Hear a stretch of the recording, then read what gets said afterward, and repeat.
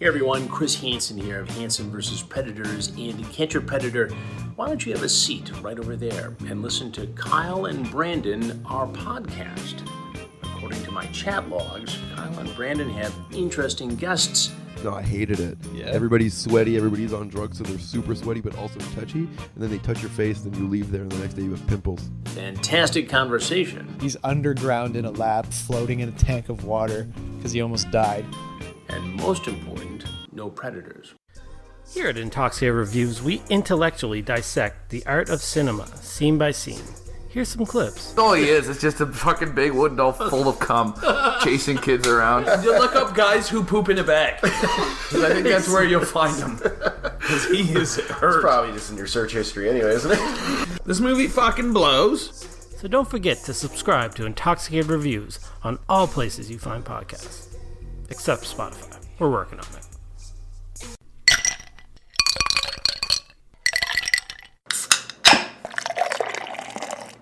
Do not take product if you are hypersensitive.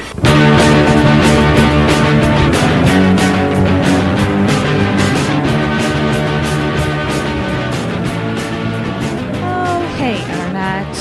Welcome back to another episode of the Intoxicated Podcast. Brought to you by me, Sarah McClellan. And if you are brand new to this podcast, this is a comedy variety talk show where I shoot the shit with comedians, creators, and characters about the messiness of life.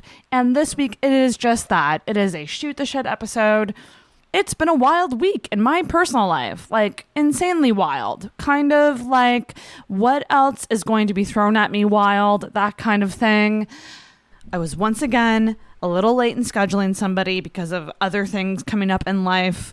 But as per usual, my comic friends come through for me. They come on when I need them. And I'm forever grateful for that. So this week I have two guests, both returning guests. One being actually the second comic that I've ever had on Intoxicated. It's been a while since he's been on this podcast in person in studio. Brandon Michael is back on the podcast. And he is joined by his roommate, Durham Laporte, who you might remember from just 2 weeks ago. We did an episode with Mitch Tusnard. And so Brandon is an OG and Durham is a NG, a new gangster. I don't really know how that works, but regardless, these two guys are great. This was really fun. We recorded in my hot-ass apartment just a couple hours ago. And I'm very glad that they were able to come on and I was able to do an episode. Because I'm going to be honest, guys, some weeks there's a lot of shit going on, and I often think about just being like, hey guys, can I take a time out to deal with some life stuff? But I love doing this, and if I can have somebody on, I will always try to squeeze an episode in. So hope you dig it. Make sure to follow Brandon and Durham on social media. Brandon is at Stand Up Brandon on Instagram, and also on Instagram, Durham is at Instadurs. Some housekeeping things. Make sure that you are following Intoxicated on social media, Facebook and Instagram at Intoxicated Podcast, and on Twitter at @in_toxicated. I want to give a big shout out to Patreon because I have some awesome Patreons on there who are fans of comedy and are supporting the show. And if you want to do that as well, you can check that out at patreon.com/intoxicated. And of course, make sure that you are subscribed on whatever podcast app you use. You can leave a rating or review on Apple Podcasts. That's certainly helpful. But as always, best way to spread the word is by telling your friends. If there's somebody in your life that you know loves comedy, let them know about the podcast. And of course, I sometimes forget this, but make sure you do subscribe on YouTube as well. I do video episodes that are normally out a couple days after the audio feed. I try to turn them around quick, but things happen, and it's an added layer of work for me, but I enjoy quite a bit. I'm very proud of the YouTube channel. So that is just youtube.com/intoxicated. And I think that's about it. I gotta get my butt to a comedy show. So I hope you guys enjoy this week's episode with Brandon Michael and Durham Laporte. All right. What's our comedy club called? Ha-has. Haha. Yik Yaks. The Yik Yaks. Here at the Yik Yaks Comedy Club. Yak Yaks, Yik Yaks, we go by them all. Yuckity yucks. Here, like, Home of Mike. We need more Brandon. We need Home more of Brandon Mike in this. Breston. Less of me and more of you guys. You're the ones that matter. You're the ones that matter. I'm gonna do the whole podcast like this. What's up? It's like MTV. Oh my god, it does. Imagine early 2000s MTV. Like we got a hot NSYNC video. It does really look MTV-ish. I just bought a mic stand, and I love like playing with the mic stand now and just like holding it in funny ways. Have you practiced stand-up?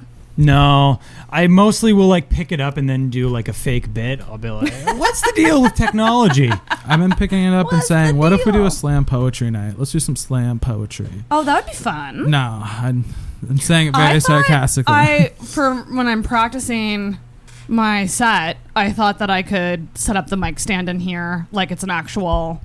It would probably help. Yeah, because last night I just did it pacing around my apartment. That's how I do it. Yeah.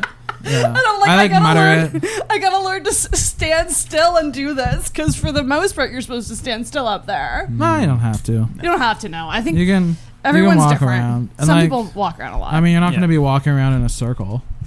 No. No. Although Oasis is one of the only stages or I guess one of the only, but like one of the ones that you can really move around. Yeah. I like it for you that can reason. yucks. Welcome back, everybody, to the Intoxicated Podcast. Here with two guests today. I just had you on, Durham. I can't seem to get rid of you. It's yeah, like I was literally like the episode before last. So like, if the intoxicated listeners are bored of me or tired of me, that makes a lot of sense. But the good thing is, like, you were on with Mitch, so you probably didn't do as much talking. That's true. Right. You probably had to like filter Mitch's thoughts. We're getting like a little more Durham each time. I had a coworker say to me, she was like, I really enjoyed your podcast episode. I loved your rapport with Mitch. You're so patient with him. I love was the exact quote. I love what did they think? Like, did they think that you had to be patient? Were they like, "Oh, he's special"? Durham, it's so sweet that you're patient with the special person. My favorite thing, and I just gotta say, my favorite thing about Mitch is like in group chats when the conversation gets deep or like we're on a topic, and then he'll just come in and be like, "What's for lunch, everybody?" Like the other night at Oasis, like sometimes my favorite Mitch nights aren't even when he's on stage. He's just like he's just like killing in conversation. Yes. He turns to Durham and he's like, "Durham, who's the tatted baddie?" And then Durham says her name and he goes, No, I mean IG. What? There's a tattooed chick there? Yeah. Oh one my of my God. coworkers. It was really funny.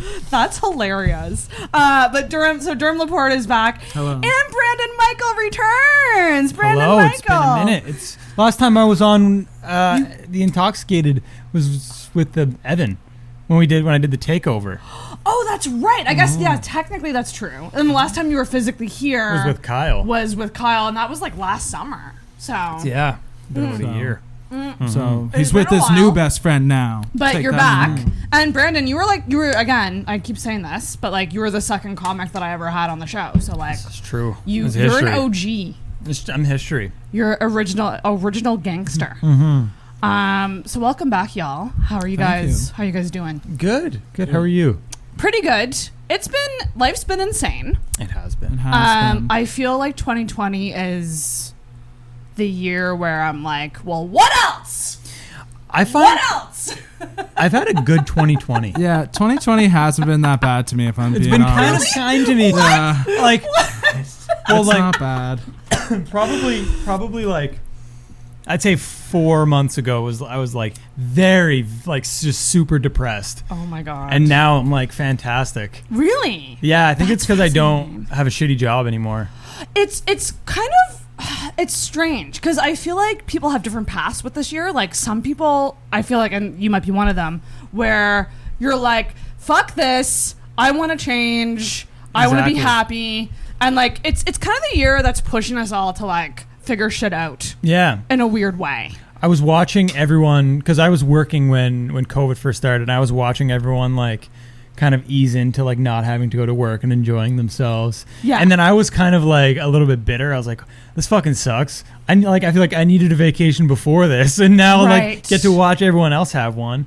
And then I quit and have another job that's fantastic. And you're way more happy now and less stressed, and all of that. It's strange because like I always was just like, well, what's better? Is it better to keep working during this time and maintain normalcy and maintain a good income if you're someone who's lucky enough to like make more than CERB? Yeah, which is a whole other thing. I don't know. A whole like, other issue. Like throughout COVID, I was making like $30 more than CERB, so I don't know if that's really worth it. Working like full time, right. Making more dollars. Same with me. I wasn't making much more than CERB, and like I know people who would get like their paychecks would be like less than CERB, and Isn't it's like that crazy? Why do I even like? What's this?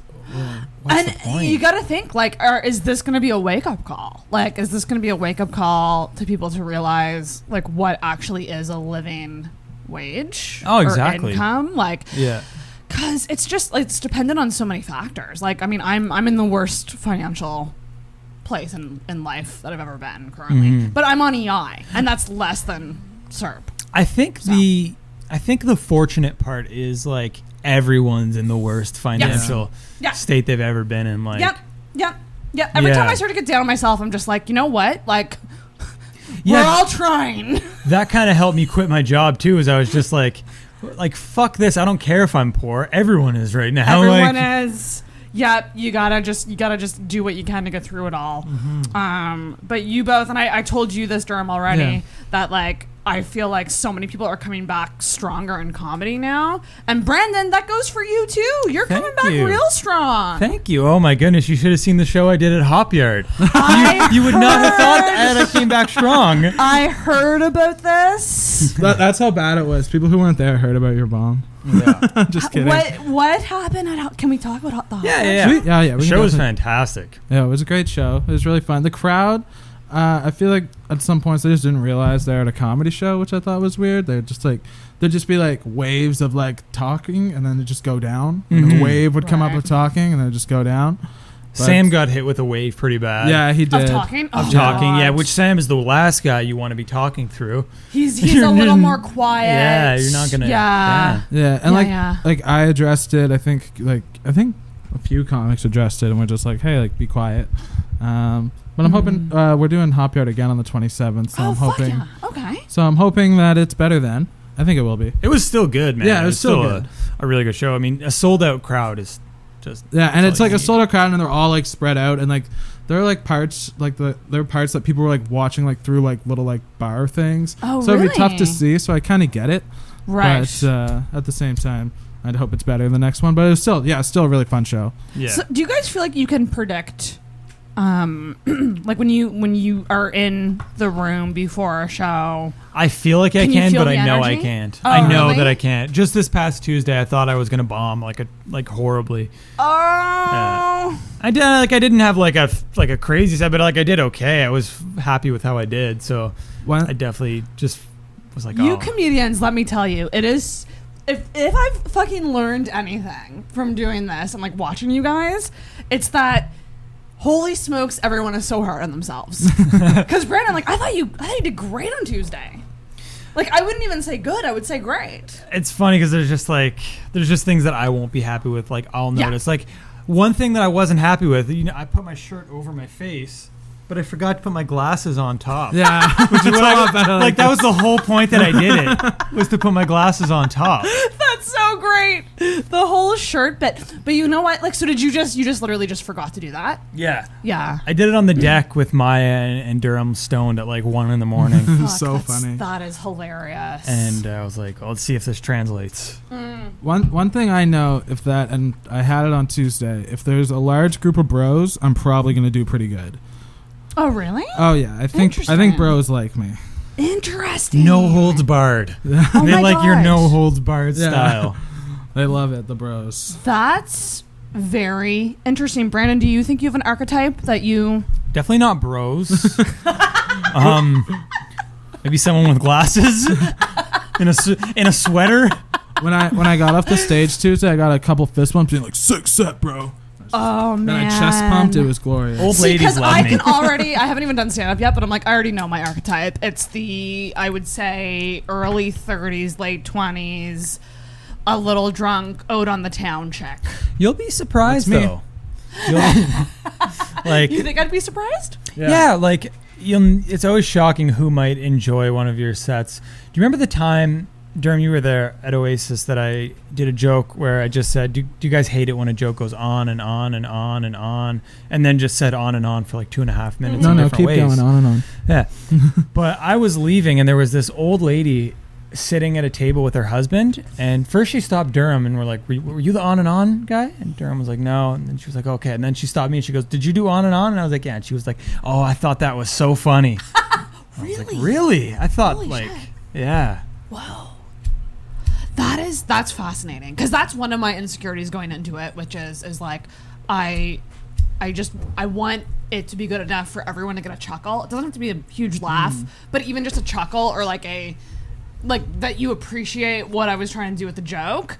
And that's something only recently I've learned with writing jokes, which is I have to explain things a lot more than I thought I did initially with certain jokes. Yeah. Because I actually had a coffee date with Kyle Carpenter. Very nice. And That's I was awesome. picking his brain about stuff, and I ran a joke by him that initially when I wrote it, it was 3 lines. Mm-hmm. And he's like, you need to add at least 2 explanations in here, because you're assuming the audience knows these things that they might not. And they might know it. Yeah. But you need to explain it to set it up so that other people get it. Yeah. Kyle would be one of the perfect guys to do that with. He's really good with like the format and the structure of things. Yeah. Like I find that is, I kind of like, I nerd out over that shit. Yeah, I love that kind of stuff. Also, even just getting coffee with Kyle's fantastic. Oh, I've never gotten coffee. Oh, you with guys Kyle. should message him for coffee. You should get coffee sometime with Kyle. I'm not going to impose. I've done it myself. So like, you should experience it yourself. Oh my god! And everyone listening, you guys should experience too.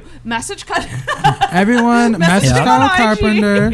IG. His IG is I forget. Part-time comic. I think. Part-time Yeah, comic. part-time comic. He gets coffee every day, I'm sure. Just let's take him out. Everyone take him out for a coffee. He would love to be taken out for a coffee every single day by someone new. I'm sure he would really love that. Sarah, I'm super late on this, but earlier I noticed a little notification pop up that said something about your Uber Eats order earlier. What did you get? I ordered.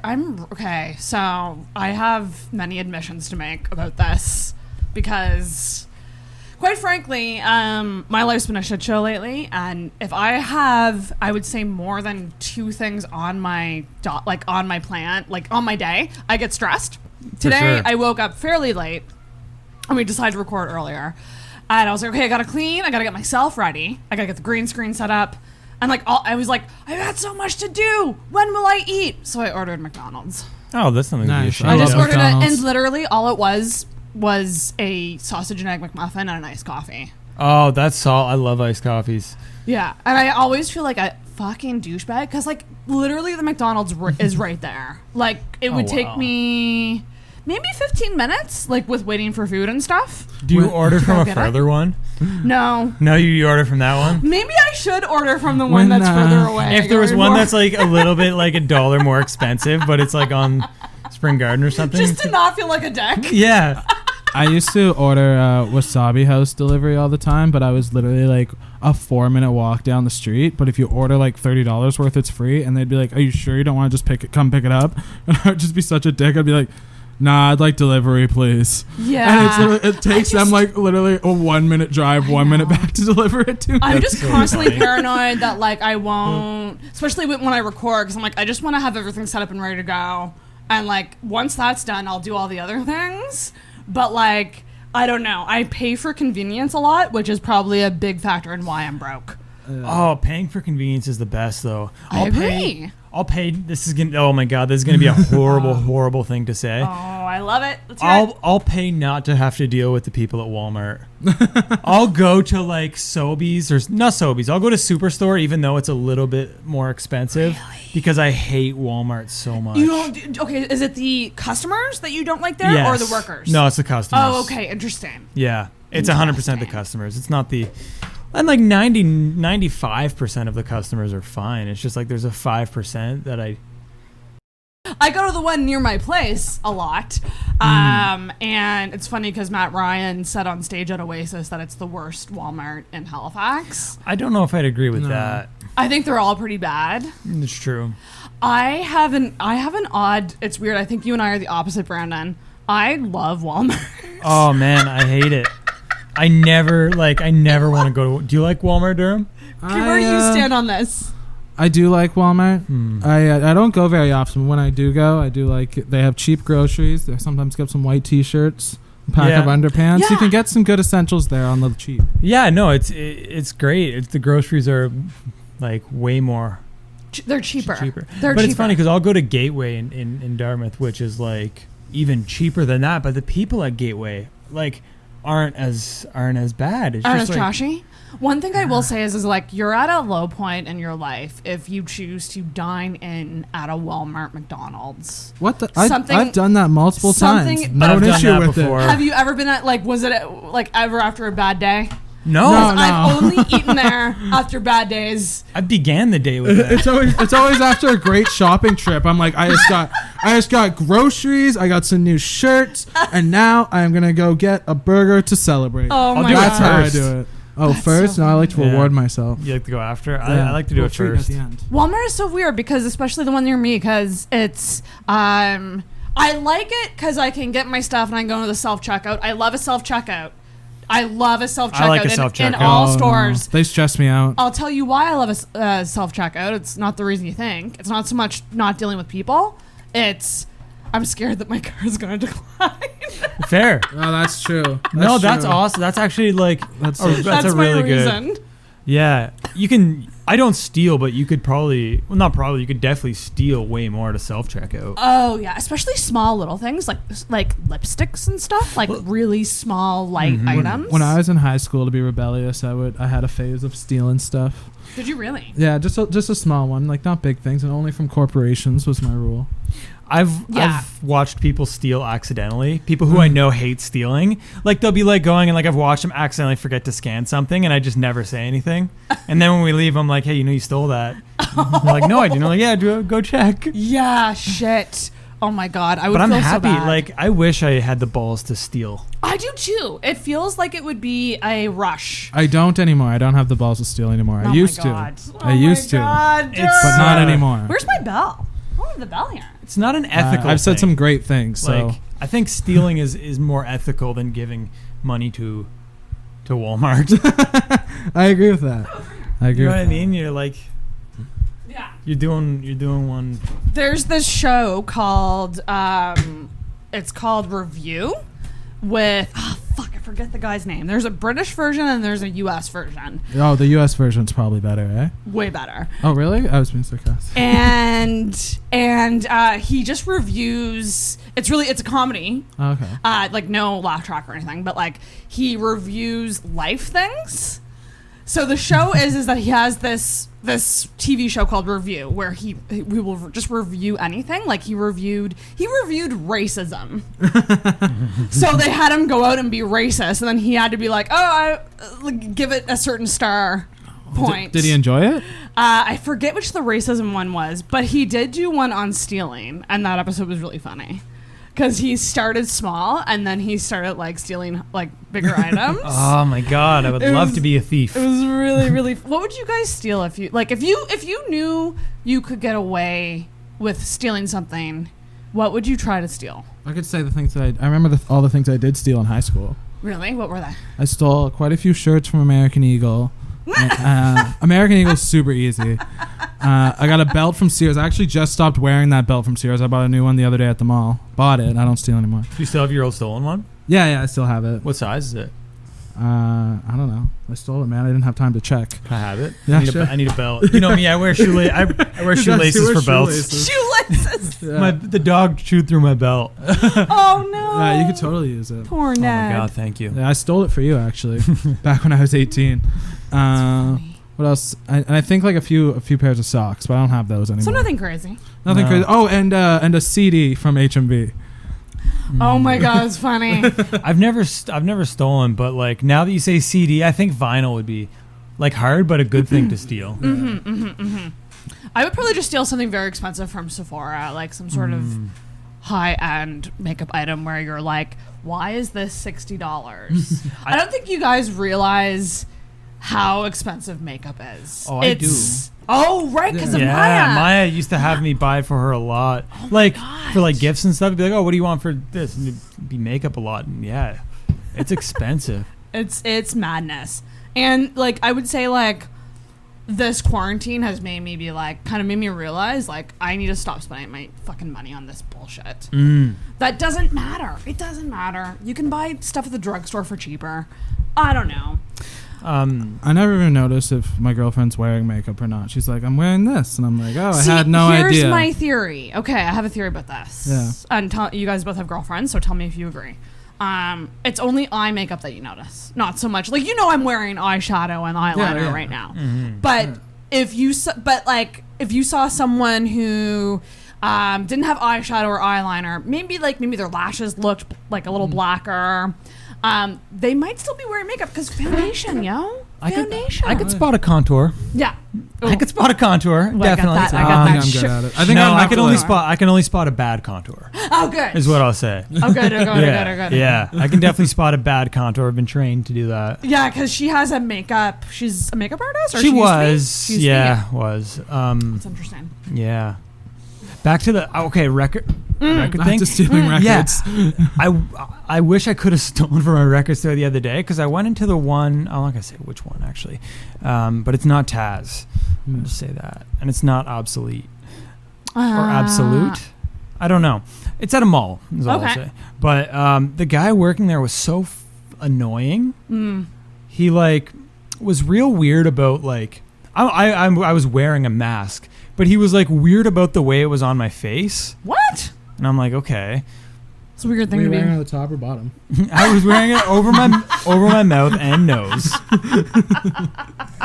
No, it was that I kind of pushed it up. Oh, okay. And then he was like, and pointed to the sanitizer, and I was like, that's kind of a weird way to do that. But That's a little strange.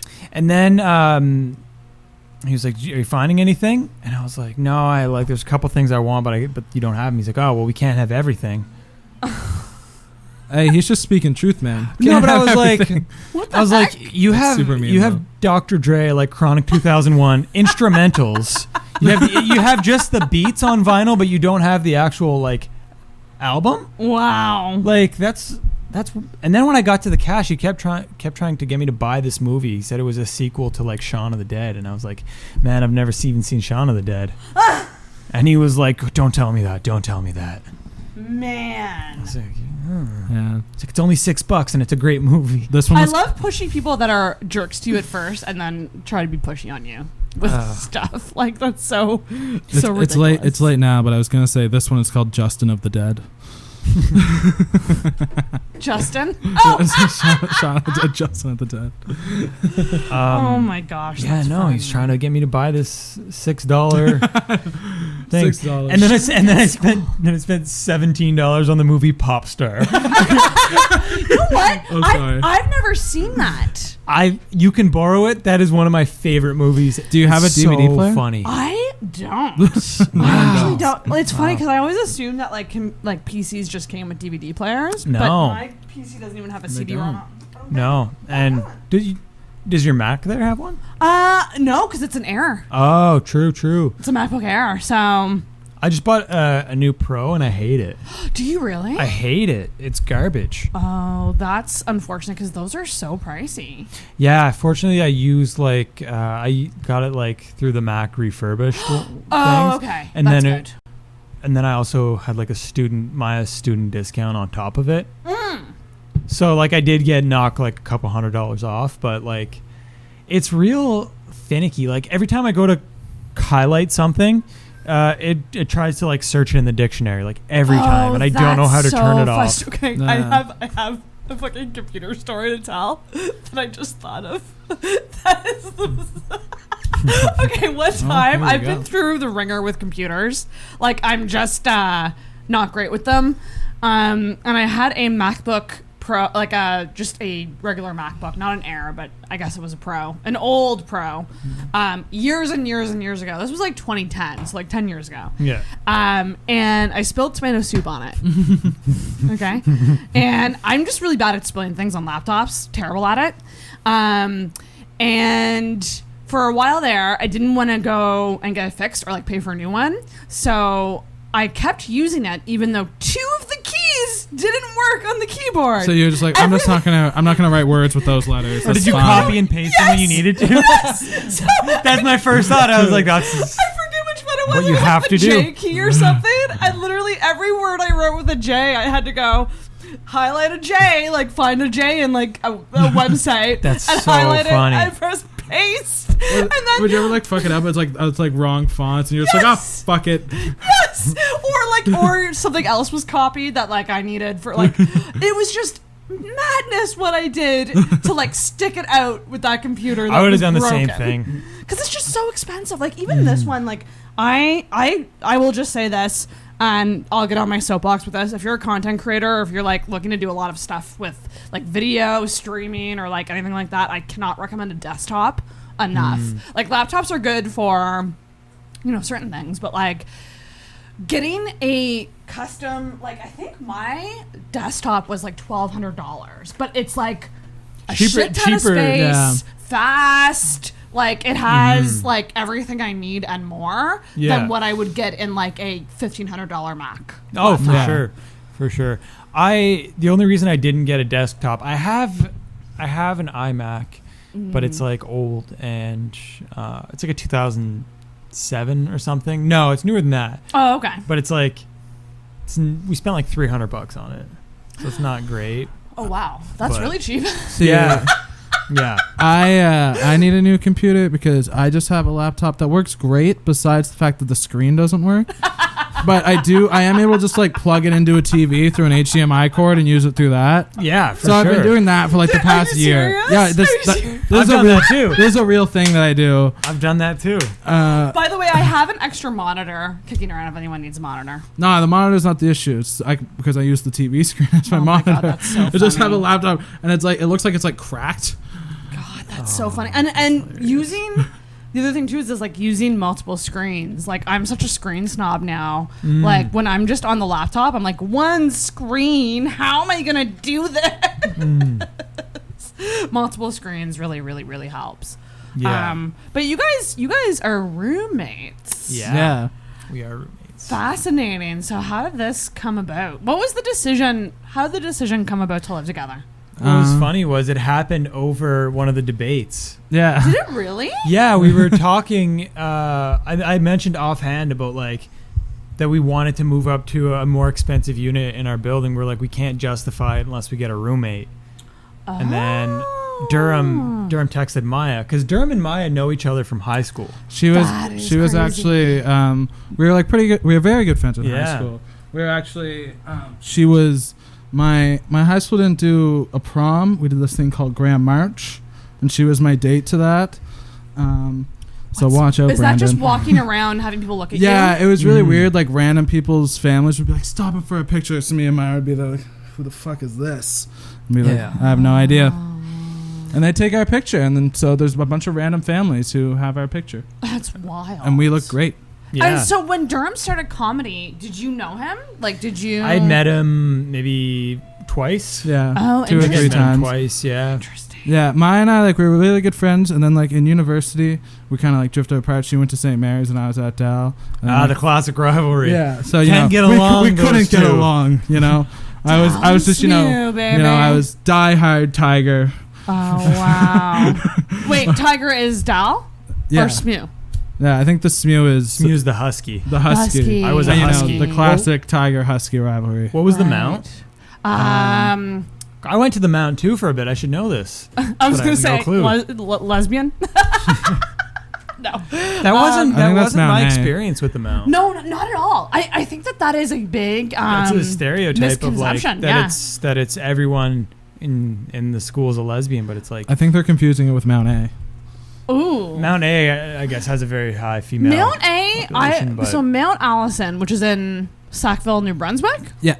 That's where Andrew went. That's a school that I hear. No, didn't he go to St. Thomas? St. Thomas also in. Is that also in? Didn't you go to Mount A? No, I thought he went to St. Thomas. Did Andrew go to Mount A or St. Thomas? St. Thomas. Yeah, that's in Fredericton. Yeah, Fredericton. Both New Brunswick, they don't mean anything. Yeah, it doesn't matter. I hate New Brunswick. It's a fine place. We love you, Brian Otter, though. We love. I do love Otter and Steve's and Linwood's, and there's probably some others that I enjoy. Me and Lynn are arranging a podcast where we podcast in bikini tops. Why did you ask us to do that? Because we. Well, I was gonna say, I was worried you guys were gonna be like, oh, if you wanna. I was like, that might be creepy to be like, you can record shirtless if you want. Oh my God. I wouldn't be shirtless. I'd be wearing a bikini top. Like, I have a bit of man boobs. I can fit in like the A's. Yeah, Lynn's trying to come down so she can do the podcast with me. That'd be awesome. And Lynn is great. wear bikini tops, and we'll get all the YouTube views, hopefully, from that. And then also, I think what we could do is, because Lynn's thing is she loves eating food and looking hot while eating food, we could like order a bunch of cheeseburgers too. Oh. So bikini tops, cheeseburgers, content. There's definitely a market for that. I actually have a story relating to that. I had a roommate, and he used to always leave his laptop open. So when he'd like go to the shower, I like to find the weirdest pornographic video I could find in those 5 minutes he was in the shower and play that. And one of the ones once was just a woman completely naked on a bed, and she was definitely a BBW, a big beautiful woman, and she just had every single item from the McDonald's value menu and was just eating it seductively, and it's one of the greatest videos I've ever seen. That's a thing. People love watching that shit. Mm-hmm. It's insane, and like I don't really understand it, but it's a thing. Yeah, no, I'm excited to actually. I've only met Lynn once. Okay. She came down to do Sniggly Wigglies once, didn't she? Mm-hmm. That's where I met her. I met her after her set there. Yeah. Yeah, I only met her. I did an open mic at Hell's, and that's the only time I've been to Hell's. I need to get there. So, Brian Otter, I want to be on Hell's again. Brian Otter, get that Hell's back. I hope things start opening up more. We need more comedy places, you know? Mm-hmm. Yeah, yeah. I mean, hey, that's why I'm doing my own show. Yeah. Hell yes, little plug for that. Yeah. I'm not going to say location, but it's on a mystery a roof. Show. Listen, it's a mystery show. Kind of like when the White Stripes came here. It's a roof in north end of Halifax in an apartment building. Yeah. You can put some things together and figure it out very easily. So vague. Put some I mean, if you put a couple things together, you could very easily find and out. And only those who figure it out can come. No, that's not true. It's all a puzzle. That's not true. There's going to be a scavenger hunt the day of. I was just thinking that a scavenger hunt would be so funny. You got to follow the clues.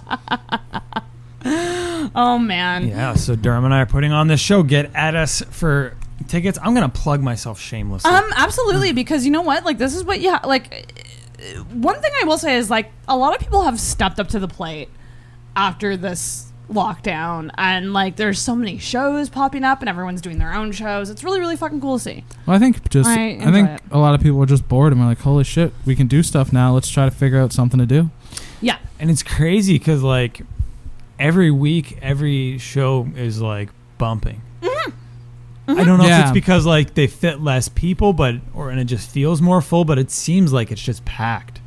Yeah, it seems like post-quarantine crowds have been much better than pre-quarantine crowds. So true. That everyone just wants to do something, and comedy seems to be like one of the only things happening. Mm-hmm. It really, really is. And that Oasis show this past Tuesday, that was a really good crowd, I found. Yeah, I was a little worried. Like a half hour before the show, there was one table, and I was like, oh no. So are we gonna break the streak? But I knew my coworkers were coming, so I was like, oh my god, it's gonna really suck if it's just this one table and my coworkers. It's gonna be so awkward. Oh my god. So I'm so happy other people came. I'm gonna hide, I think, before ladies' night. Like I'm gonna go somewhere and just be like, I can't look. Just like sit in the corner? Yeah. Because I think it's just gonna play with my mind a bit. Are you gonna watch the show? Oh yeah. Like I'll come out once it starts, but I just mean. Okay, I see what you mean. Yeah, like, beforehand, like because I just feel like I'm gonna have so many people coming up to me and being like, good luck. I'm just like I don't. It's kind of like I described it recently as right before an exam. Yeah. You know the moments right before an exam where you'd like stand around with friends and you'd like some people would be comparing notes and other people would be like just off on their own, like being private about it. I'm gonna be off on my own. Yeah. Well, it's like Cannon used to have headphones in before. Oh, really? His sets. He would sit there like listening to music. Huh. Yeah. Yeah, I think I just gotta just like go somewhere and like do deep breaths because I'm so fucking nervous. Oh, that's fine. Everyone does their own thing before they go up. Yeah. How do you guys deal with nerves if you have them? I don't know. I honestly find yawn. The nerves. I always keep yawning. I honestly find the nerves go away like right after you say your first joke, even if it bombs. Mm-hmm. Interesting. Okay. Yeah. I think once I'm up there, I'll be more comfortable. Yeah. And you've been on a stage before, so it's like you did the live show. Like that's not don't discount that. That's definitely something. Yeah, I do. It's weird how hard we are on ourselves. You know, like for sure. Like it's just like we got to teach ourselves to be nicer. I don't even think it's just comics. I think it's really like creative types, especially. Yeah, because you have to be. Yeah, you don't have a boss. Like if you're doing something creative and if you're trying to do it seriously, like you're not. It's not like you have a boss being like, okay, here's your evaluation. Yeah. Of how you did on this thing. It's like you have to evaluate yourself and like figure out what you're doing wrong and right. And I think just being like satisfied, just like can ruin you because like as soon as you're satisfied and you stop like going for the next thing. Like, I don't know. It seems like a terrifying place to be. That's right. And I actually did want to bring this up because I was thinking about you both. And Durham, like, you're fairly new at comedy. But, like, obviously, I'm, like, you are both comedians that you guys take some risks up there, I would say. Yeah. Do you guys agree with that? Yeah. I think so. In terms of, like what you do for bits and jokes. I was really worried about this past Tuesday saying a racial slur on stage. I missed that part. What was the? Well, I'm not gonna say the joke. What was the slur? Say the joke. I can say. I'll say the joke. Yeah. I'll say the joke. Because you're setting it up to be way more. Yeah, it's not as nearly as harmful than it is. I find it weird that as a society we can say some racist words if they're followed by the correct words. For example, you can say chink if it's followed by in the armor. Oh. Unless you're describing an Asian medieval knight. So. Okay. Yeah, no, but that's not that bad because you're saying this word exists. You're not using it. Well, with like mine, I know like taking some risks, but I'm always like trying to like make my jokes where like they say controversial things without being offensive. Yes. Yeah. Because even just hearing the word, even if it's said in a certain context, people go, ooh. Yeah. That happened to me at Hop Yard. Yeah, because that woman was way too drunk to even know what a joke was happening. So this was from what I understand, someone spoke up. Yes. And you kind of talked to her a bit?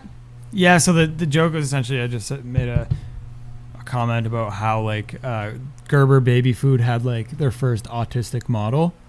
Oh, right, that joke. Okay. And a lady like stood up and was just like, what did she initially say? She was like, that's not funny or something. I don't know. And I was like, what's wrong? And she was like, I came here to have a good time and like I didn't want ever. And I was like, all right, well, let's talk about it. And she was like, I don't want to talk to you. And then I asked her who she voted for, and which she did not respond. Which she did not. She did not in that respond. Moment. So when you were doing that, in that moment, like right before you asked that question, was it in your head your plan to like engage with her, or were you just kind of riffing? I was just kind of riffing. At first, I was like, I didn't want to be an asshole, so I really was trying to like. Be nice and be nice while still being funny. Like I didn't want to stop being funny and like apologize. That's just it. Because what the fuck do you do? Like, okay, so you say something, someone expresses that they don't like it. How the fuck do you carry on? Like, do you just? I always wonder this. Like, do you?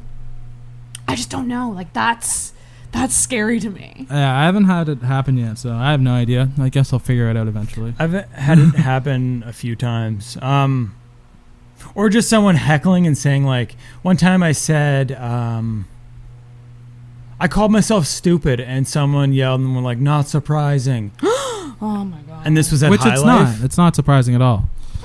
I don't even remember what I said, but I was like, it was at Highlight, so I was like, I don't care. Right. You're hanging out at a pot lounge. Like, this is how you spend your time. Yeah, you're probably, exactly. You're not coming to be a patron of the comedy show here. You're of the fine arts. You spend all your time at this pot lounge.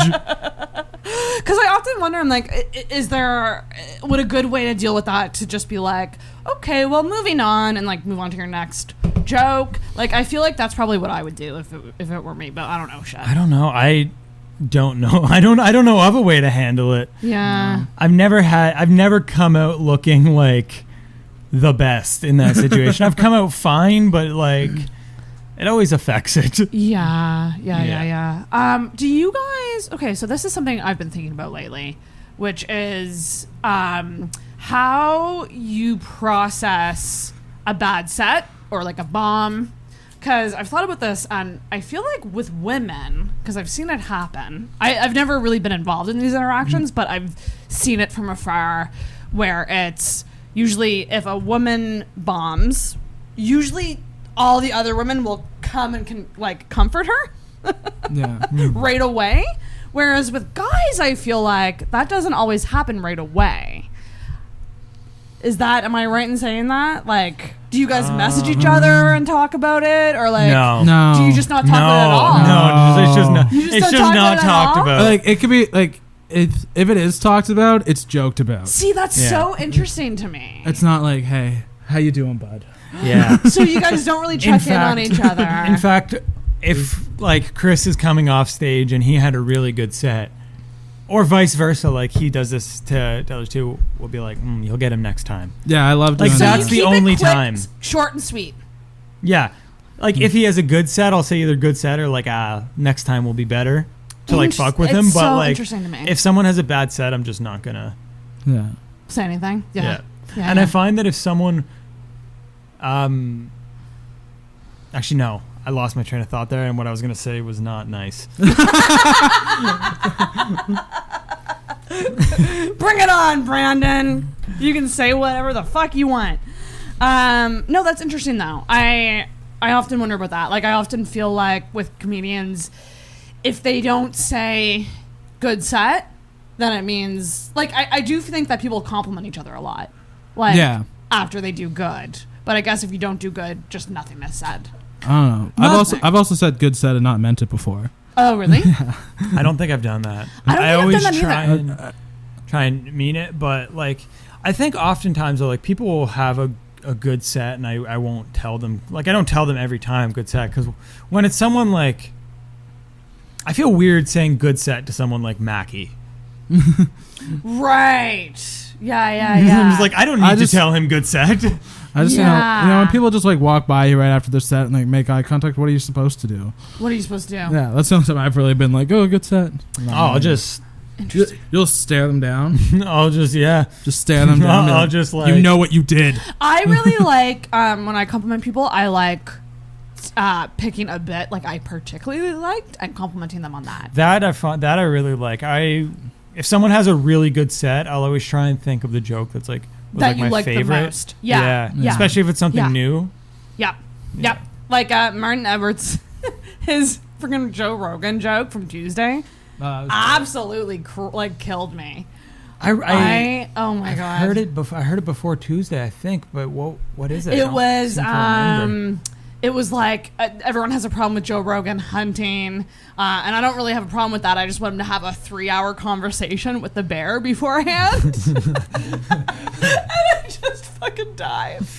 Like, that was good. That's really funny, and I love his joke about saying grace. Yes, that's really funny too. Good. People are coming back so strong. I'm so proud of all of y'all. Y'all are doing so freaking good. But back to the roommate thing. I want to go back to this. So you guys decide. So it was from the debates that you decided to live together? Yeah. So he texted Maya after I made the comment, and I was just like, "That's so funny." First, we thought that it wasn't going to work out because we had a roommate and she was like thinking about moving back. So we're like, when is she moving back? But then we found out it was going to work out, so we're like, yeah, sweet, let's do it. And I'd actually like committed to another place at the time, and shout out to those subletters. Sorry for lying to you. I just kind of told them like I lost my job to COVID and was moving home. Nice. That's it was totally fair, and it was like that's totally reasonable. And it was like the day after. It was like literally like I was like, yeah, sure, I'll move in here. And then the day after, like, hey, you want to move in? And I was like, oh shit. Yeah. So it was no big deal, I don't think. Yeah, no, that's not. They're not listening to this podcast either. I don't know. Maybe Durham. Don't underestimate my audience. Yeah. I have millions of listeners. Millions. Intoxicated and Kyle and Brandon, our podcast, are Combined. the comedy hub of podcasts here in Halifax. I would say easily. We are if people want to hear from comedians, they go to us. Oh, sorry, I just like right into the mic. Is there any other comedy podcasts in Halifax? I don't think so. I mean, like there are podcasts that claim that they are comedy podcasts, but they don't focus on comedy. Okay. Do you know what I mean? Yeah, so they're like funny podcasts. Like what's the Momgasm? Yeah, like any podcast that I think isn't I haven't heard that one. like too formal, I think claim to be comedy. Yeah. I haven't heard that one either, but I know people who are fans They're of like, it. I mean, they're a little, I would say, like more informative, and this is like where like the categories get tricky, right? Because there's no category that's just like, oh, an informative podcast. I don't know. I think people have been learning a lot this episode. I mean, yeah, there's a lot to learn. So when you guys moved in together, did you have any, especially with you and Maya Durham, because you guys were like good friends for a while. Like, did you ever have a moment where you were like, maybe I shouldn't move in? No, not really, because my other choice was moving in with strangers. And, and at the time, I was living, like, my old roommate had moved out of my old apartment, and he got subletters, and there's these two women from India. So I was already in a weird living situation that I just wanted to get out of. Fair. Yeah, they didn't talk to me much. And honestly, like, your guys' place is so freaking nice.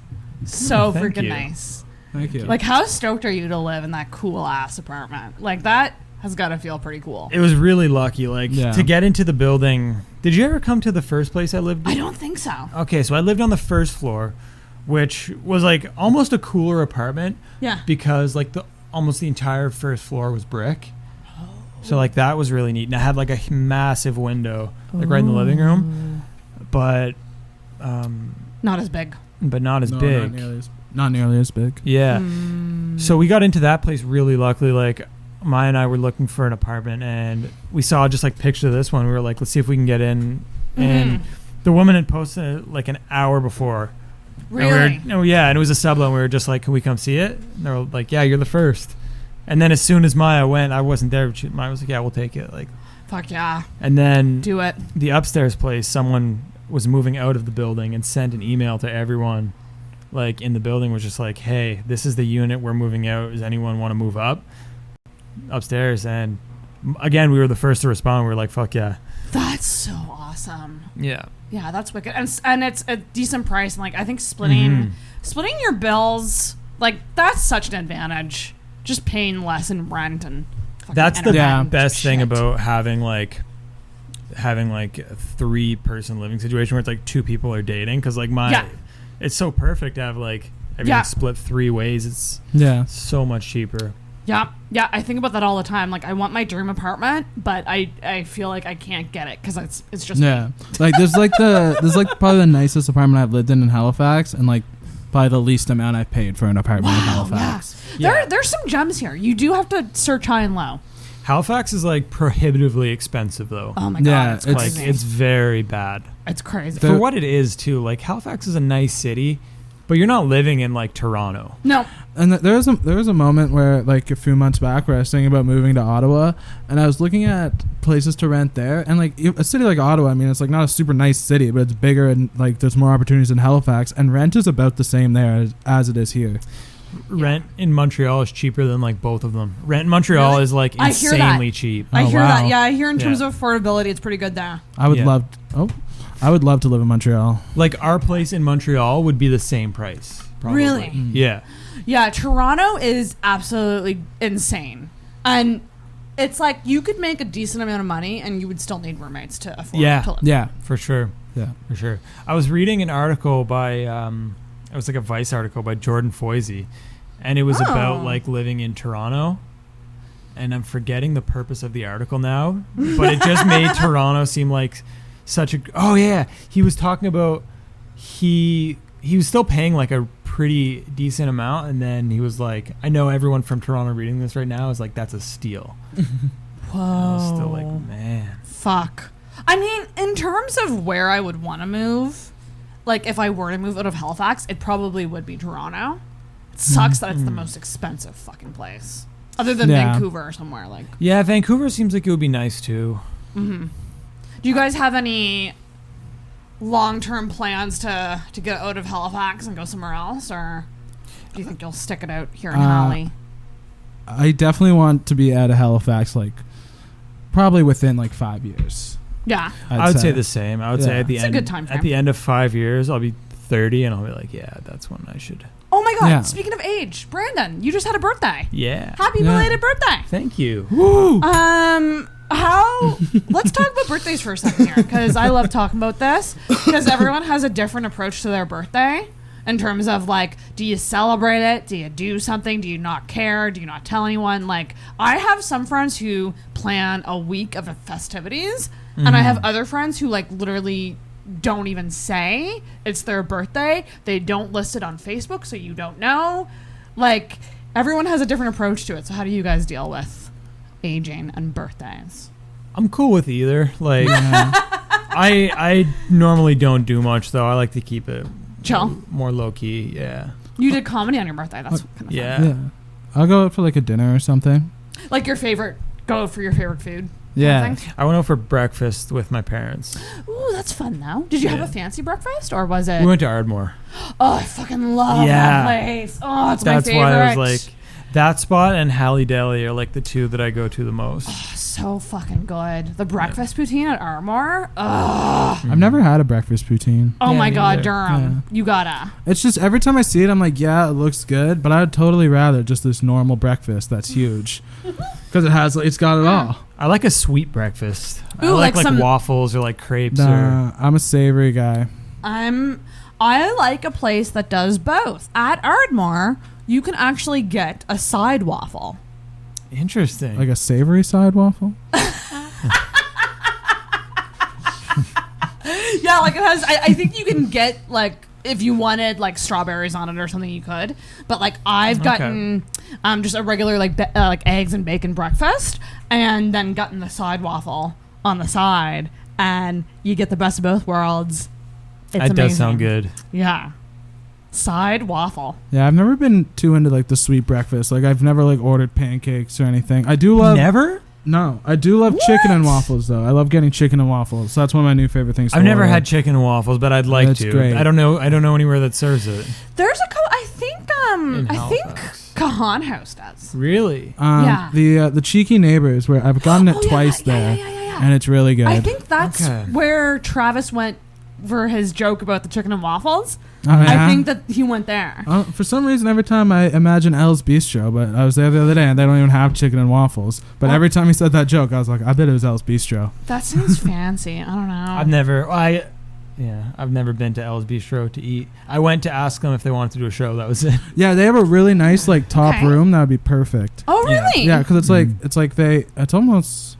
Yeah, they have like, you go in one part and there's like a little room there, and then you go around and there's like another dining room. Then you go up the stairs and there's this other dining room. But if you set it up like a show, it'd be such a cool space for one. God damn. Yeah. I don't know if I told you this, Brandon, but you told me. I got to email Dirty Nellies because I connected with them about potentially doing a show at Dirty Nellies. Wouldn't be like a regular mic. Because their live music would be coming back. Yeah, that's so interesting. I would have it's interesting because I figure that Dirty Nellies is just always such a bumping place that I'm like, but would they not? That's the thing. They're not right now, right? They have a couple nights where they do live music. Yeah, but it's not full force yet. So there's a weird opportunity to slide in there. It'd be cool to do like a late night show there. I would love for more late shows, and I don't know it's kind of like an unpopular opinion because I think a lot of people like have day jobs, they can't stay out late, but I'm like, if there was a chance to do like a Friday night, fucking get this, 10 p.m. start. Yeah. 10 p.m. That's what ours is. Yeah. That's what ours is. It's Sunday night, 10 p.m. Fuck Yeah. Yes, 10 p.m. Get there at 9. Take your time. Exactly. That's what You we're have your doing. full day to get Have like everything a done. little cocktail hour. You can pre-drink before you go. Yeah, exactly. People are going to be more loose. They're going to want to laugh more. I don't know. I love the idea of a late show, but then there's other people who are like, there needs to be more early shows, like 6 or 7. No, That comedy is not meant for the daytime. I did it, especially now where it's so late still till like 9 o'clock. Yeah, there was a show like a year or two ago at somewhere on Agricola, and it was all windows and it was early, and like was it Cafe Laura? No, it wasn't Cafe Laura, although I've done those too, but Compass. Oh, okay, yes. Yes, and it was started at like 7, which is cool because it's like you can hit more than one mic because there was also another one that night. But that's true. But I think if you did it on a night where there wasn't other mics, like a Friday or something, like I don't know. I love the idea of a Friday night open mic, but yeah, that'd be cool. I think the struggle is finding somewhere that like. has a free open and doesn't have Friday like slot. Live music or something. Yeah. And has the right setup. Because I'm a setup when I'm thinking about shows. I'm a setup. What's the word? A setup. Nazi? Setup. Yeah, that's what it is. A setup Nazi. Like I want a place that isn't narrow. Like, like you know how the Daily Grind is like it's just very narrow and it feels weird to me. It almost feels like Shoe Shop and Daily Grind have the exact same setup. They do. It's except the bar isn't like along the side there. Yeah. No, I don't know. Every single place that I go, like it could be the most unconventional place. The first thought, especially if I'm with Durham, we're just like, can we do a show? Can we do a show here? I love that. Like we were sitting at like Halle Deli and we were like, can we do a show here?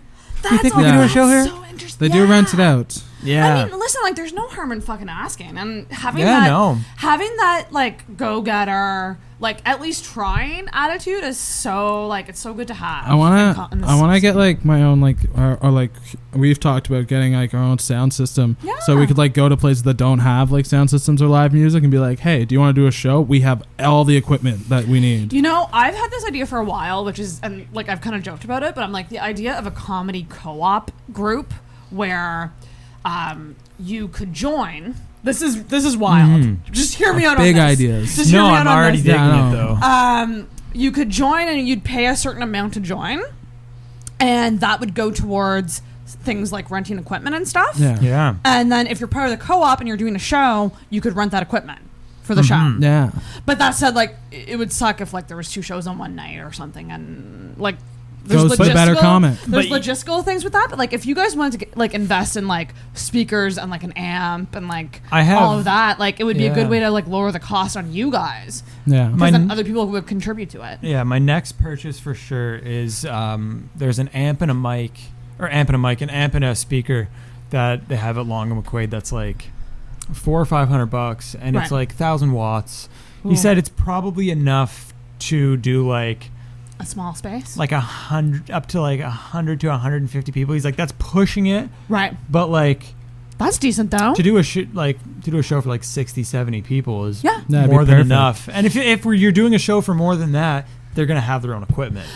Exactly, and there's situations where they have their own equipment, so you wouldn't have to bring it. Mm-hmm. But then that's also portable, so you could do things like, I mean, Adrienne is doing like the Lawn Laughs. So awesome. Show. Yeah, those seem really cool. And like it's really like they're getting a lot of like inquiries about that. That's awesome. It's such a good idea.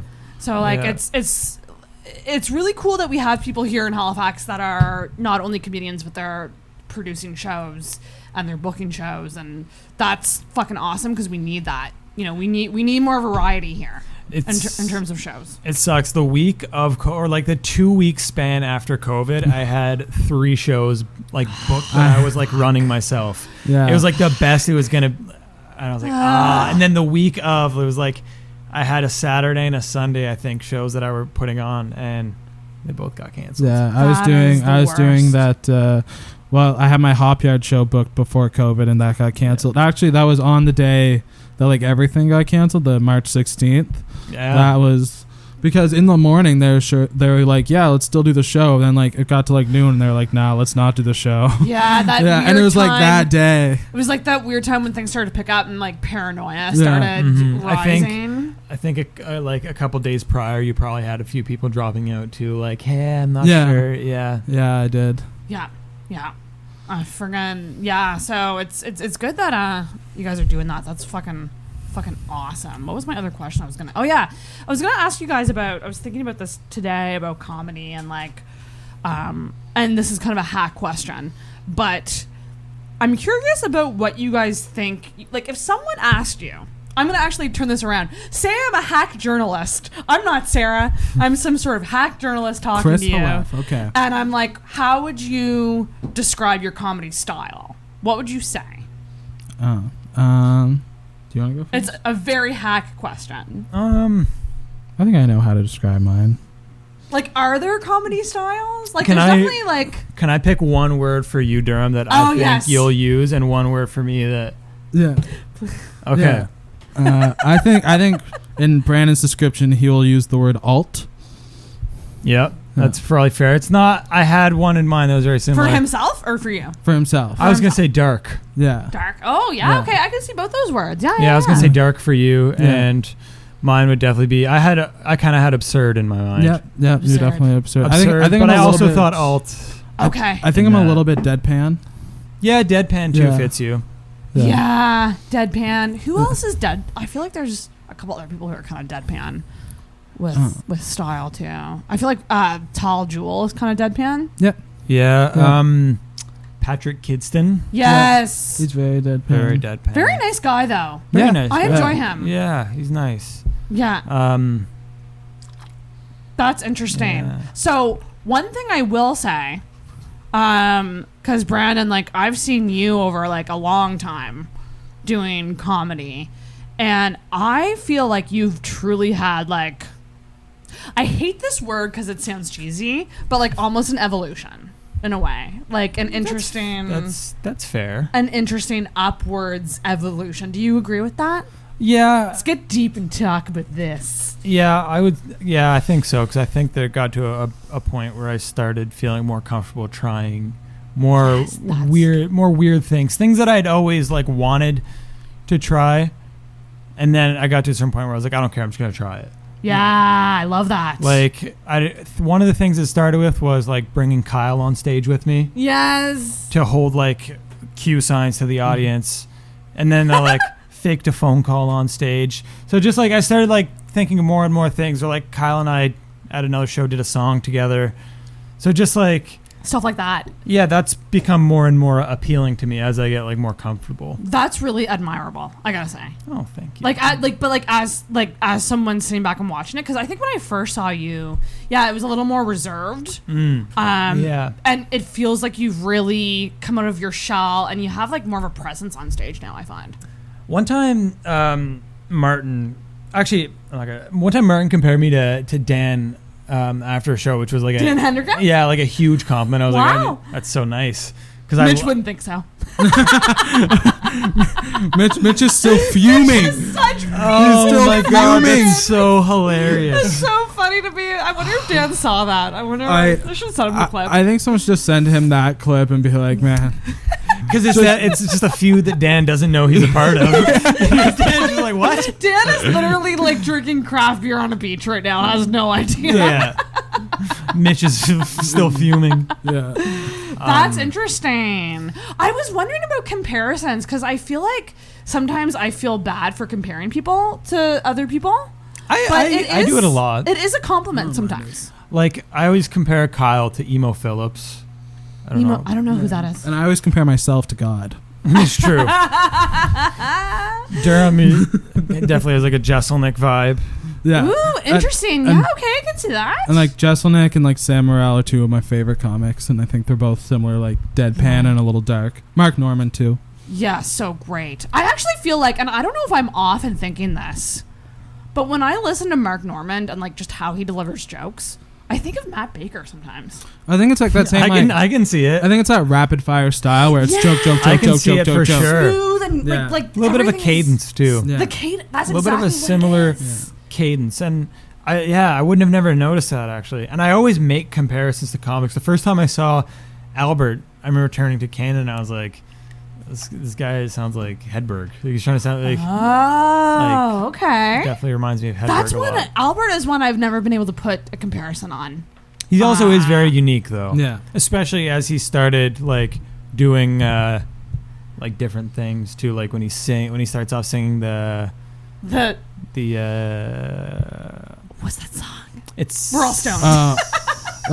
What's the name of that song? It's a Wonderful World. What a Wonderful World. Yes, and it's like Pop Molly too. Yeah. That was a good impression, I think.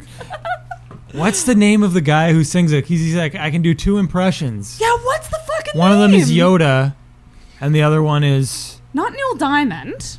Who is that? Who sings that? Is it Neil Armstrong? Young? No, Neil Armstrong. Is he the guy who went to the moon? Louis Armstrong. Louis Armstrong. I was half right, Durham. Louis C.K. You were close. You went with the guy who went on the moon, or maybe the guy who rode a bike. I was confused the two. Louis C.K. That's Louis C.K. Louis C.K. The other day when Albert said your stage name should be Louise C.K. Oh gosh, that was good. That was a good joke. That was really that was a really good. good joke. Oh my gosh, funny. that's so funny. Yeah, the comparison thing is interesting because I think I used to be afraid to like tell people who they reminded me of, but really I think it can be a compliment. Yeah, I think most would take it as a compliment. You know, because it doesn't mean you're doing exactly what that comedian is doing, but it means that you've developed some level of confidence to make people think of someone who's a pro. You know, and go like you're doing something similar to that, and it sounds similar, even though like you have your own voice, or at least comics are striving to find their own voice, which is a journey. There are some that I'll never be able to like say this person sounds like this person, like. Right. Yeah. Oh yeah, there's some people that are untouchable. Yeah, that I'll never think of a comparison for. Yeah. Yeah. That's interesting. So like, okay, going back to living together. I had this idea. Oh yes. I love when things start with that. Love ideas.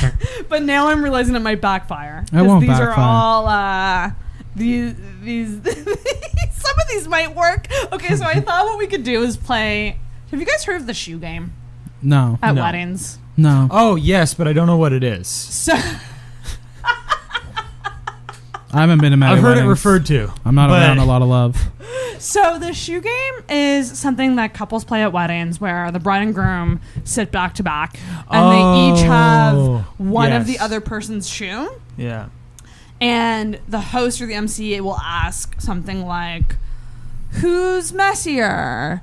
Who's better in bed? And like you have to like say who. That's me. So I thought I could do the roommate version of that. Okay.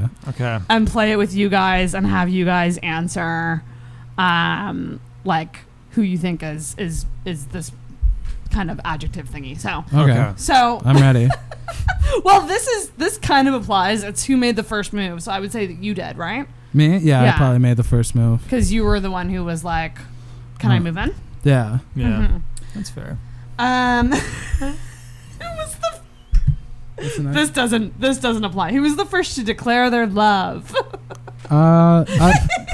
I would say Brandon, but I reciprocated. Yeah, I would say that's fair. Yeah, I reciprocated. I'm gonna alter this next one for a roommate situation, which is because what the question is who plans more elaborate date nights, but I'm gonna change that to hangouts. Oh, definitely not me. I don't. I find that neither of us really plan anything. You guys had a little Canada Day party, right? Yeah, but it's like that was Maya. Yeah, that was Maya. Maya would plan everything. Maya plans everything. So you guys are both not planners. No. Ah. Yeah, no. Not at all. Maya's to the point where she's like, "Hey, what days do you have off this week? This day, okay, let's think of something to do for those days." Yeah, because if she doesn't think of something to do, we'll sit around and smoke weed all day. Yeah. Right. That's interesting. This friggin' question is like, so hack, but it's who wears the pants in the relationship. But I would Maya. Yeah, Maya. Yeah, it's Maya. Maya wears the pants of the house. Listen, shout out Maya. You're doing great with these guys that are just like. You know, she allows us to be our best creative selves. That's It's true. It's true. That's so great. Do you both drive? No. I don't drive. I do. You don't? I don't. No, I don't. I He do. does. You do. I was saying no, we both don't. I do. Oh, okay. Because the next one was who's the best driver. Oh, which- Maya. Maya. Oh my god! Yeah, Are all it's literally still. of Maya's these answers going to be Maya? Maya's Probably. a way better driver than I am. And who's more? I don't drive. Who's more likely to talk their way out of a speeding ticket? Me. I don't drive.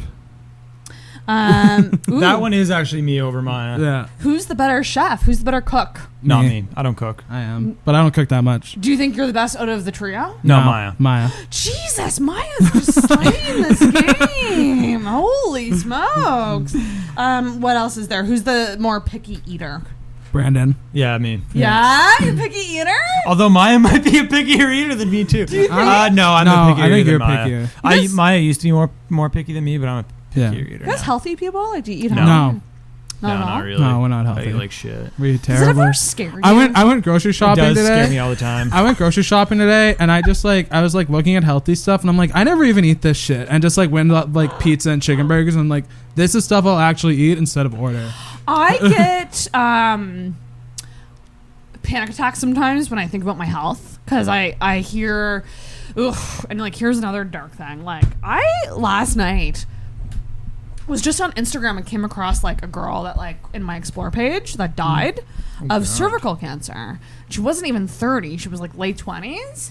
And I don't even know this woman. And I like looked at her Instagram page and I was like, oh my God, this is insane. She was like this beautiful, like she had a PR degree, same as me, went to the same university as me and all this. And she had this like whole like really bright life. And she died of cervical cancer. And I spiraled because I was just like, holy shit, that's terrifying. I don't worry about cervical cancer. No, me neither. I certainly don't. But on a more serious note, I actually I believe, just live your life how you want to live your life. Like we're all gonna die, and I don't think there's a lot of randomness to it, so fuck it. It's true. It just I feel like when you're younger, you don't think about things like eating healthy. Like it doesn't matter because you're like, I'm young, so I can't eat I get scared. French fries every day. I get scared a lot, but it's just like a convenient. I just have a weird diet now more than poor. Like today, I've eaten. I woke up. I took Ned to the park with Maya and had an iced coffee as breakfast. Then I had a smoothie, which that's pretty healthy. Yeah, I had one too. And then I had taquitos and fries, and that brings us to now. Right? Like I'm the same though. I don't think I've had a vegetable in like a month. maybe less time than that. But. I went to my parents recently, and I always eat healthy there. Oh, that's the best. Yeah. Home cooked meal with your parents. Yeah, they're always eating Freaking best. good. Let's see what else we have here. Who stays up later? Who's the more late night? Durham. Yeah, I do. Yeah, Brandon, you go to bed pretty early, eh? Yeah, I'm always like the first to leave shows because I'm always just like, all right, I'm gonna go home and go to bed. I'd say I stay up like an hour or two later than you guys mostly. I'm gonna change this one too. It's who's more likely to say something embarrassing.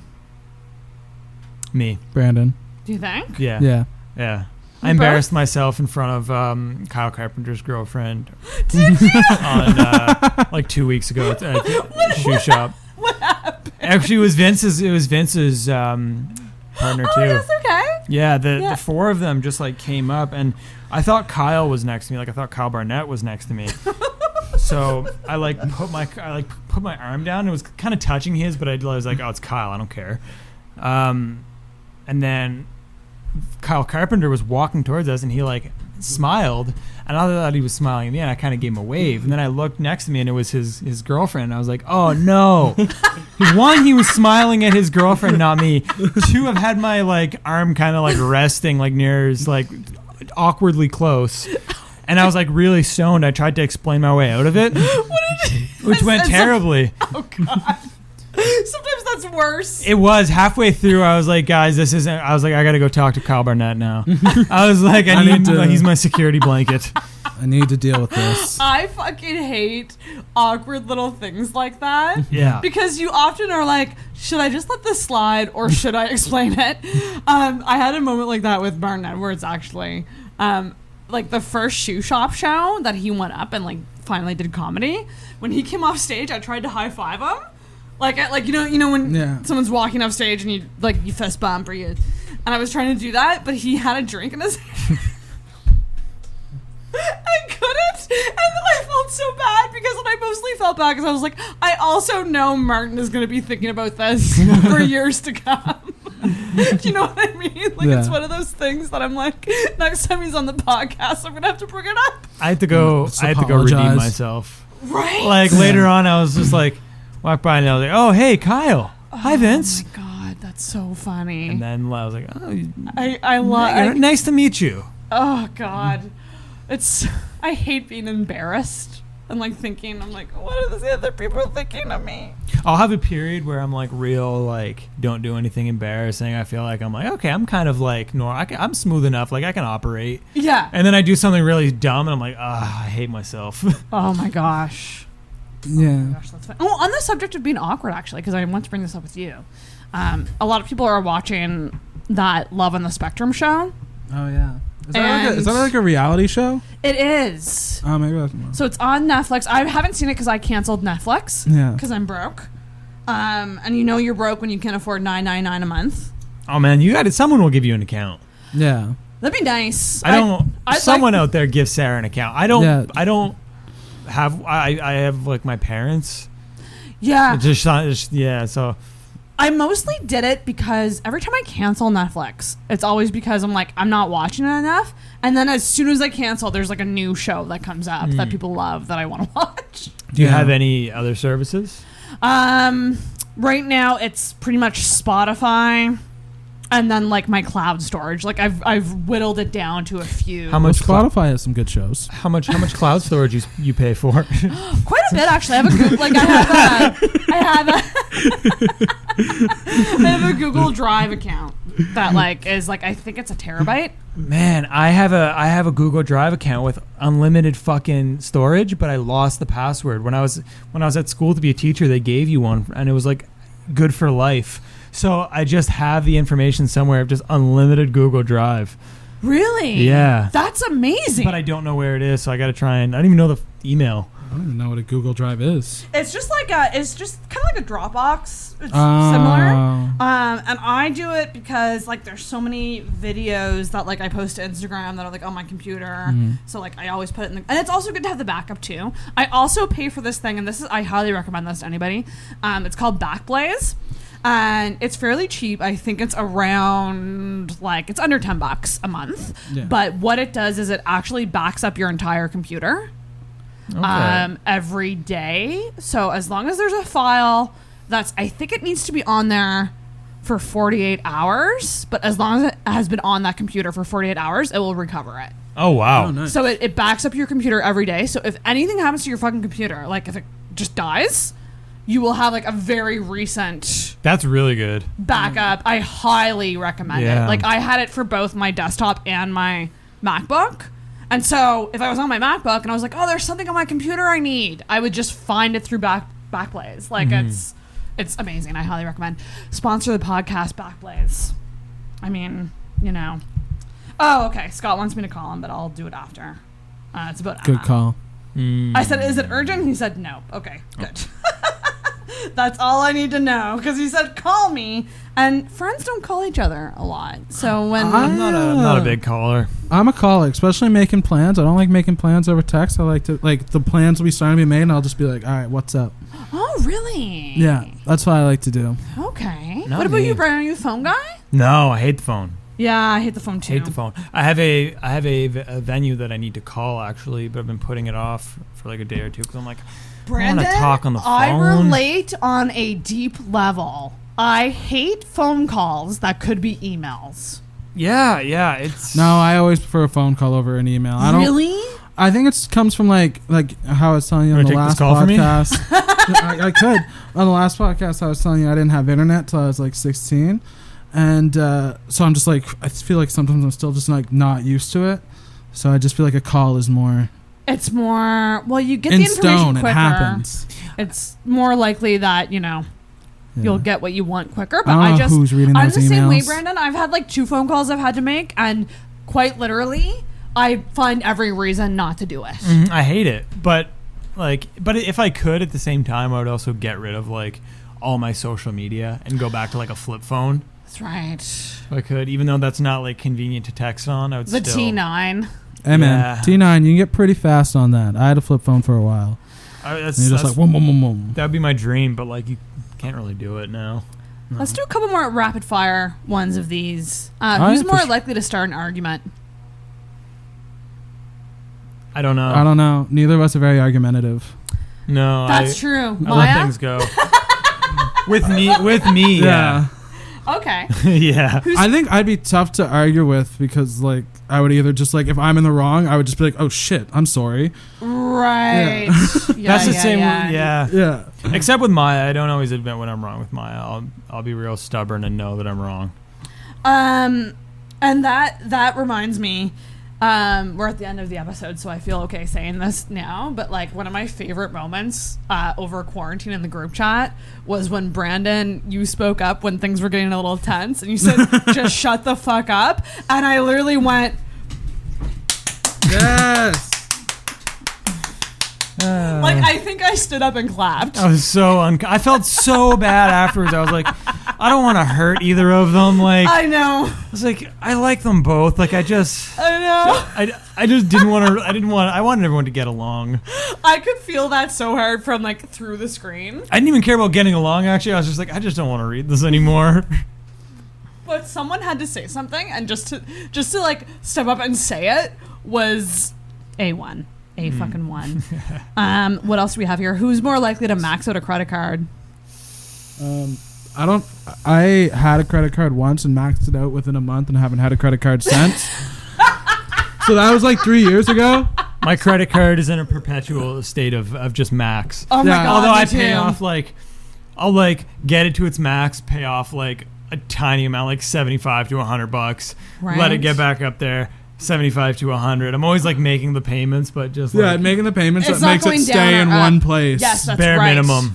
Well, hey, at least it's not going up. Like, at least you're not spending above. No, I never you spend can. above, and I never I try not to get hit with like any interest charges or things like that. I mean, obviously you do, but like It's brutal. I feel you. Who's messier?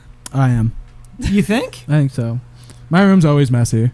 But but I guess my room's smaller. I feel like our rooms are equally messy, but mine's just smaller, so it seems a lot more messy. You guys see each other? Well, I guess Brandon, he would see your room a lot, but like, do That's you see Durham's room a lot? My door's always Once in a wide while. open, and my room's The very cats, small. the cats and the dog like to go in Durham's room, so I have to fetch them out from there once in a while. I keep being shocked by just how disgusting I can be in terms of messiness, and mostly it's dust. Because I'm a chick, and it's dust and hair is what it is. I'm a chick with long hair who's a cat, so there's dust and hair everywhere in this place. You see, if there's hair anywhere in our apartment, it's either me or the cat. Yeah, yeah, that's true. I don't have hair, especially when I had my long hair. Yeah, and you guys have long-haired cats too, so that yeah, the dog sheds a bit. He sheds mostly in the car, I find. Oh, the doggy. Yeah, like when you get in the car, there's dog hair. But do you guys hear each other snore at night? I don't snore. Do you snore? Do you hear Maya snore? I do hear Maya snore sometimes. Yeah, I don't snore. I'm not sure if I snore. I think I snore sometimes. You should get the sleep recorder app. Well, I just asked Michaela the other day, and she said I snore sometimes. Okay. It depends. I guess it depends on how I'm positioned. I've just, in the entire time that I've been dating Maya, so for like 5 years, she said she's heard me snore once. Really? Yeah. Well, is she a deep sleeper though? She's not like a super deep sleeper. She does snore though. That's interesting. Yeah. Both of you guys are pretty. I think both of you guys are pretty deep sleepers. Yeah. Oh yeah. I don't know. One day when you guys fell asleep on the couch outside, I like came out and like talked loudly. I was trying to wake you guys.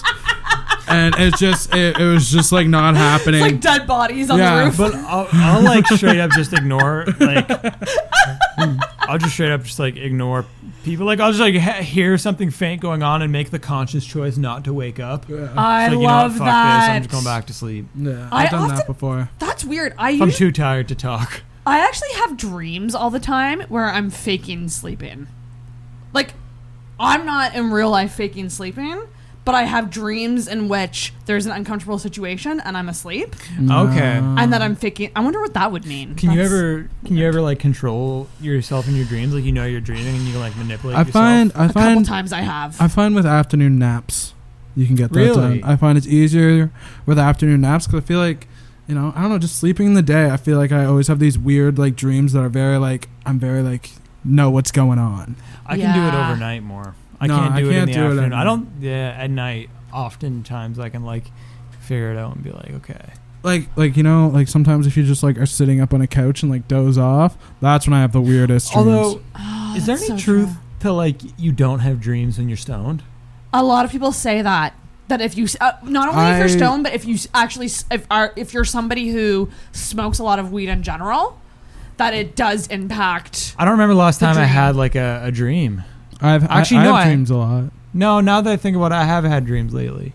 Yeah, like once in a while. I dream every single fucking night. Last night I had a dream about rats. I don't dream every night. And then I looked at the meaning and it was like, I don't like rats. Yeah, it was very, very weird. It was like I found a mother rat with a bunch of baby rats and I went to save them and then they just scattered everywhere. And I was like trying to like find these baby rats. And then I looked up the meaning and it was like rats signify like you're scared someone's going to deceive you or something. Interesting. There's a mouse in our apartment, eh? Have you seen it? In the kitchen? Yeah. Yeah, every time I turn on the light at night, it like runs across. Yeah. Yeah. You guys gonna do anything about it? Or? Well, I would hope that one of the cats would get their shit together. We have 2 cats. Yeah. They've killed mice before. Yeah? They've killed at least one mouse. At least one every in the new place apartment. I've lived in Halifax. Yeah. I think they've killed 2 in this apartment. Yeah. Because I got one and I got one. Yeah. Do you ever see them like kind of like watching a certain spot in the apartment? Like they sleep a lot. Yeah. They're the laziest cats. Well, like Norman's like probably like Norman. Probably like 13 now or something. That's adorable. Yeah. And Abby's like probably 10. Yeah, my cat, I don't know if she's killed them. There's been a bunch of mice found in my apartment, and I don't know if she's finding them and killing them or if she's finding dead mice. Do you know what I mean? Like, I've never seen. Although there was one time that I did see her chasing one, and I was like, she's on it. This cat, if there's a noise, and they're in the walls, so when I hear them, they come from up here. It's very strange. I feel like it's just part of living in Halifax. Like you live in like the nicest apartment, and it's just part of living in Halifax. And I've stopped being grossed out by them. I'm just like, it's sad, but they're just little cute little. Yeah, mice. I don't like them, and I will leave when I'm in their presence. But I'm not like mad that they're in the apartment. No. Yeah, exactly. Like if there was a rat in the apartment, obviously. If there's like an infestation, like if there's like a nest somewhere, that would be very yeah. I'm sure there's a nest somewhere in our building. Definitely. With how old that thing is, and like.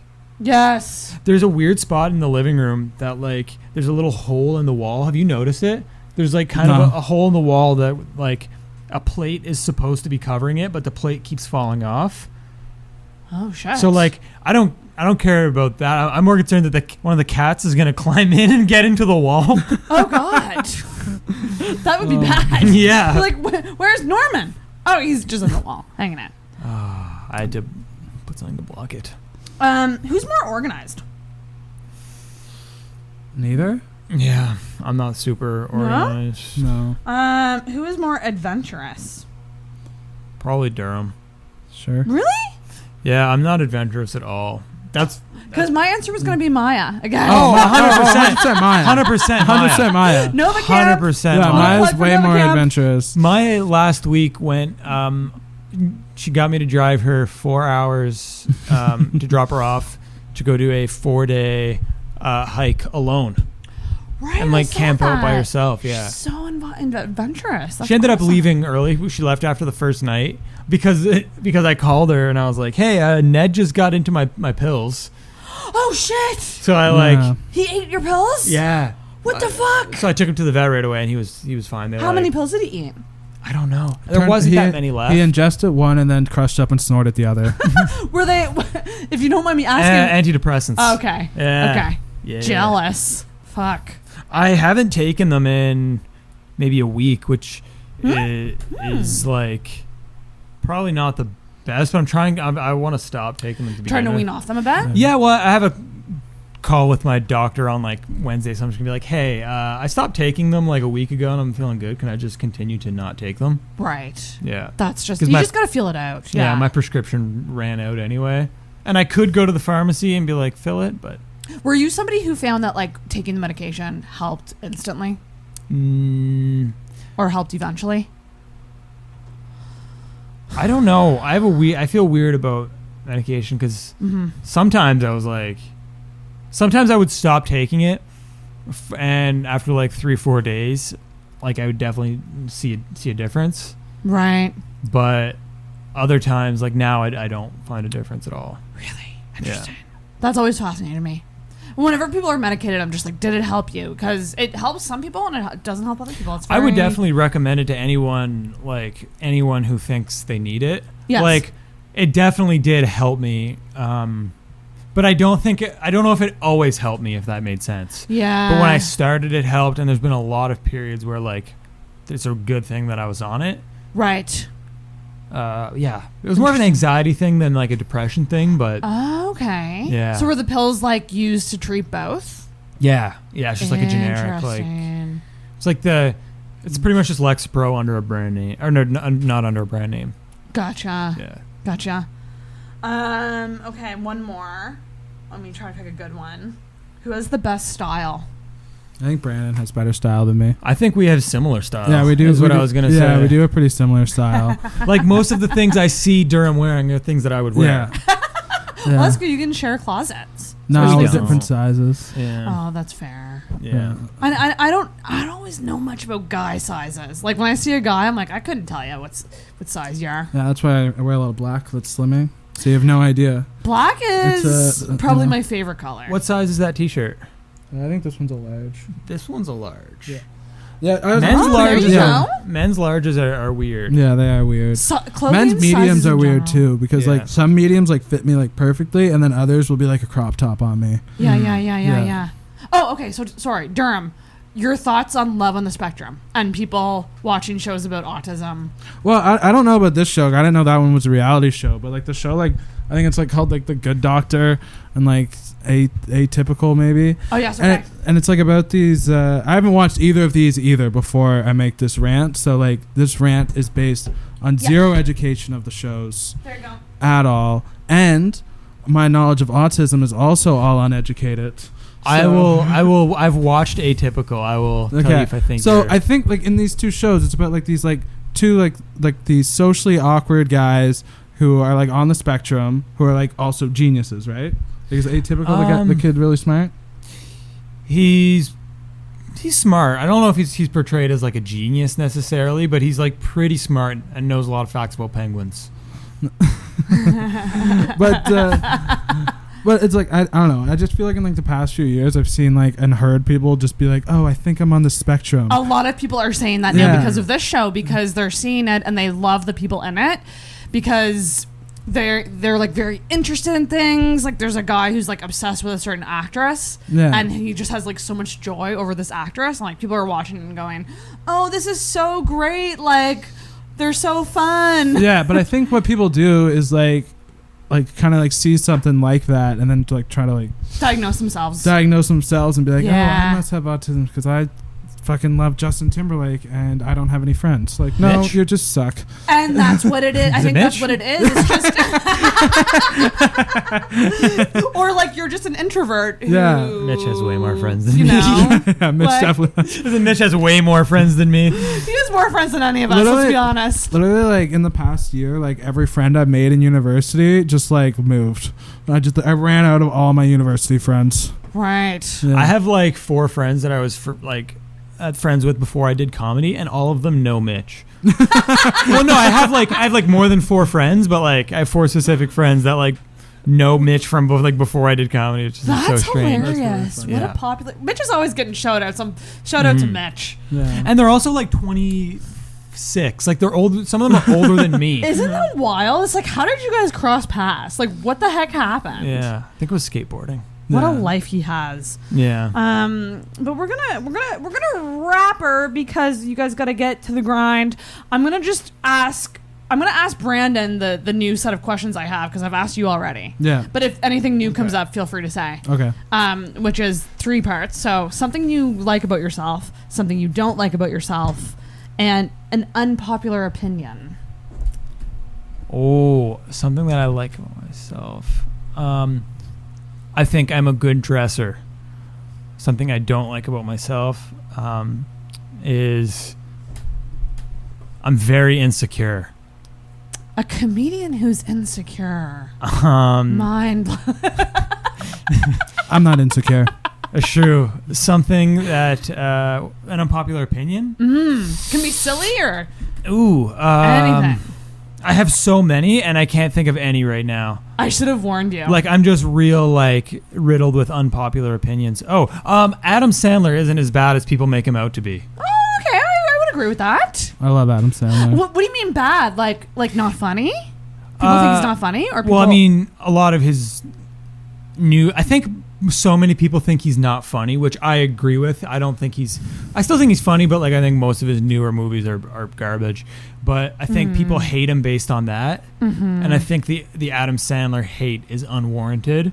I would agree. I feel like he's a cool guy who just employs all of his friends to make silly movies for kids. He's influenced so much stuff. Fucking yeah. His early movies. Yeah. Those are just I don't know. Those are I classics. think about Happy Gilmore on a weekly basis. I love Happy Gilmore. Seriously. Durham, do you have any new answers? Yeah. Something I don't like about myself is I don't think I'm a good dresser. That's something he's... I'm just kidding. No, I don't have anything new to add. Maybe I have an unpopular opinion. No, I don't think I do. Well, do you guys have any grievances to air out with one another now that you're on this recorded platform?